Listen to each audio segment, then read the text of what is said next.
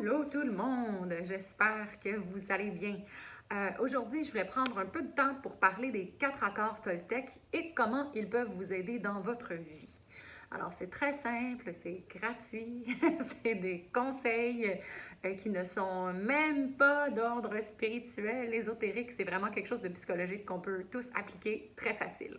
Alors, il y a 4 accords Toltec. Et je vais les surpasser chacun de ces accords et vous donner des exemples et faire en sorte que vous puissiez comprendre vraiment facilement comment vous pouvez les appliquer dès aujourd'hui. Très simple. Alors, premier accord Toltec est que ta parole soit impeccable. Que ta parole soit impeccable. Qu'est-ce que ça veut dire? Ça veut dire, 1, la parole qu'on utilise envers les autres. 2, la parole qu'on utilise envers nous-mêmes aussi.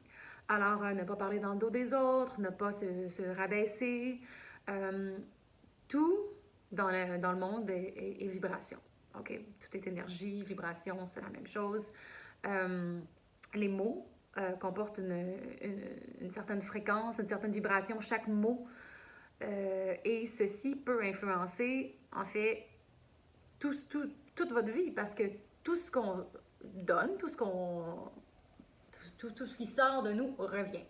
Alors, si je me dis des choses comme ah, je suis donc bien pas bonne, je suis donc bien pas intelligente, ben, 1, c'est pas vrai. Puis 2, c'est que je vais m'attirer des situations dans lesquelles je vais pouvoir justifier que ah, c'est donc vrai que je suis pas bonne, c'est donc vrai que je suis pas intelligente. Tu vois, ça m'arrive toujours des choses comme ça parce qu'évidemment, c'est ça que je mets dans l'univers. La parole est très, très, très puissante. Puis ça, je ne pourrais pas le répéter assez.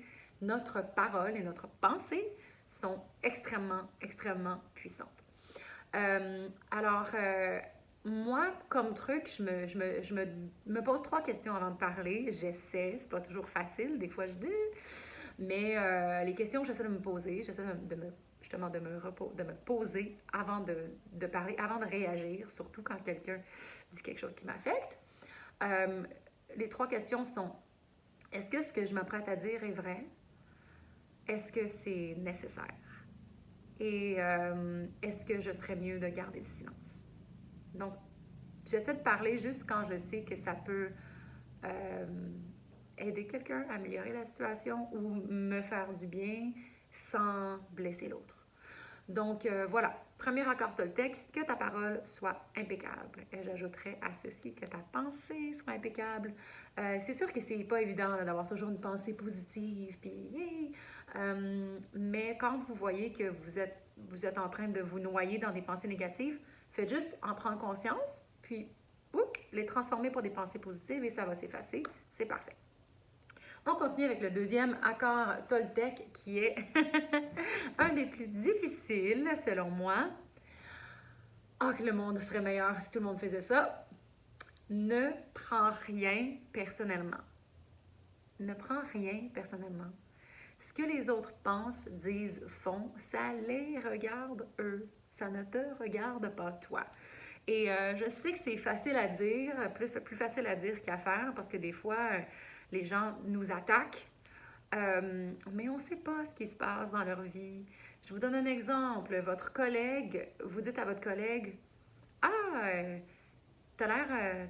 t'es-tu correct? T'as pas l'air de bonne humeur aujourd'hui. » Et cette collègue-là vient juste de se faire laisser par son conjoint. Après ça, elle a appelé sa mère en pleurant, mais sa mère, il a dit « Mais je te l'avais dit qu'il n'était pas pour toi. » Après ça, bon, avec cette frustration-là, elle est sortie dehors, puis il s'est mis à pleuvoir. Elle n'avait pas de parapluie. Quelqu'un en marchant au travail s'est mis à l'harceler parce que ça arrive, hein? Et là, elle arrive au travail avec toute cette peine et toute cette rage et cette frustration et vous lui dites qu'elle n'a pas l'air à bien aller, mais ça se peut qu'elle vous arrache la tête. T'sais. Puis ça n'a pas rapport avec vous. Prenez-le pas personnellement, c'est ce que cette personne-là vit. Quand quelqu'un dit qu'il n'aime pas quelque chose, ça ne veut pas dire que parce que vous aimez cette chose-là, que cette personne-là est en train de vous dire que vous êtes un idiot. Hein? Si on peut tout penser comme ça, là, la politique. Mais c'est vrai, si je vous dis « j'aime pas les chats », bon, c'est pas vrai, j'aime les chats, mais bon, personnellement, je n'aurais pas de chat. Mais si je vous dis « j'aime pas les chats parce que je trouve que la litière, ça pue, puis il y a du poil partout, puis bon, exemple que c'est ça mon opinion envers les chats, et que vous avez un chat. Mais là, allez-vous vous dire, ah ben elle m'aime pas, je l'inviterai pas chez moi parce que j'ai un chat, puis elle m'aimera pas, puis elle veut pas être mon amie parce que j'ai un chat, puis elle me trouve conne parce que j'ai un chat. Mais non, c'est pas ça que j'ai dit. Faut pas le prendre personnellement. Peut-être que moi, j'aime pas les chats personnellement parce que j'ai eu une expérience avec des chats quand j'étais jeune, ou je suis allergique aux chats, ou j'ai un nez hyper fragile qui sent la litière. Que voulez-vous? Ça vous regarde pas. Faut pas le prendre personnellement. Alors, j'espère que ces exemples-là sont clairs, là, mais c'est vraiment le point le plus important. On continue avec ne fais pas de suppositions. Est-ce qu'il y a des gens ici qui ont le cerveau qui part là, quand, quand quelqu'un est en retard ou vous appelle pas ou bon, souvent notre cerveau a tendance à aller vers quelque chose de négatif, hein, vers le pire scénario qui pourrait arriver. Quelqu'un ne vous rappelle pas, puis là vous dites « dans un accident d'auto ». Il est arrivé quelque chose, la personne ne m'aime plus, la personne a trouvé, je sais pas si c'est pour un emploi, j'ai pas eu l'emploi. Puis pendant tout ce temps-là, ben on sait pas, peut-être que la personne était juste hyper débordée, puis elle n'a pas encore eu le temps de vous appeler, mais elle a pensé à vous, mais elle n'avait pas le temps de le faire. Ou... Enfin bref, ne faites pas de suppositions. Quand vous pensez que quelqu'un vous aime pas, quand vous n'êtes pas certain si ce que vous avez dit a été bien reçu, demandez. C'est tellement facile, on demande. Écoute, j'ai dit ça l'autre jour, je sais pas si ça t'a blessé, j'ai l'impression que tu es un peu froide avec moi depuis. Est-ce que je t'ai blessé? C'était pas mon intention. Au lieu de faire des suppositions puis de vous monter des histoires, on se parle. Faut juste se parler. Puis, une fois que vous êtes honnête avec vous-même, les autres vont être honnêtes avec vous aussi, parce que c'est ça que on récolte ce que l'on sème, hein, comme avec la parole. Donc, voilà, essayez de travailler là-dessus. J'essaie, moi aussi, les accords Toltec, je les applique. J'essaie de les appliquer, je fais de mon mieux depuis à peu près 4 ans. Donc, c'est un travail, mais c'est toujours bon à faire. Et le dernier accord, le quatrième, et non le moindre, fais toujours de ton mieux. Fais toujours de ton mieux, ça veut dire quoi? Bon, faire de ton mieux pour vivre selon ces accords, oui, mais faire de ton mieux dans tout ce que tu fais. Et ce de ton mieux, va varier d'une journée à l'autre. Alors, il y a une journée où je me sens fatiguée, j'ai mal dormi, le chien a vomi toute la nuit, ça arrive. Par exemple, mon mieux ne sera pas pareil qu'une journée où j'ai eu un bon sommeil, où je me sens bien reposée, alerte, fraîche et dispo. Tu sais, le mieux va varier d'une journée à l'autre, mais tant qu'on fait de notre mieux, on n'a jamais l'espèce de petite voix en arrière de notre tête qui dit « Ah, ben, t'aurais dû, hein, c'est à cause que t'as pas fait de ton mieux, t'aurais pu te donner plus, puis là, ça aurait arrivé d'une façon différente. » Vous n'aurez aucun regret dans la vie si vous faites toujours de votre mieux. Donc, ça veut dire quoi? On fait de notre mieux pour être une bonne personne, pour aider les autres, de n'importe quelle façon qu'on peut.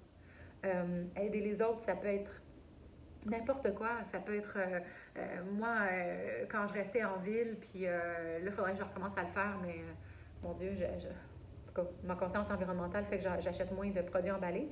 Mais quand j'habitais à Montréal, dans le temps, puis à New York, j'apportais des barres tendres avec moi, puis je les donnais aux sans-abri. Donc, c'était comme ma participation. Puis je leur demandais, t'as veux-tu le manger ou pas? Parce que des fois, ils veulent de l'argent. Mais je donnais pas l'argent, je donnais des barres tendres. Et ça pouvait être une façon de, justement, de propager la gentillesse. Ça peut être juste de faire un sourire à des passants, à des gens qu'on ne connaît pas. Ça peut être d'aider quelqu'un que vous savez qui a besoin vraiment là, de votre aide concrètement. Ça peut être des paroles, ça peut être d'écouter une amie qui a besoin de parler.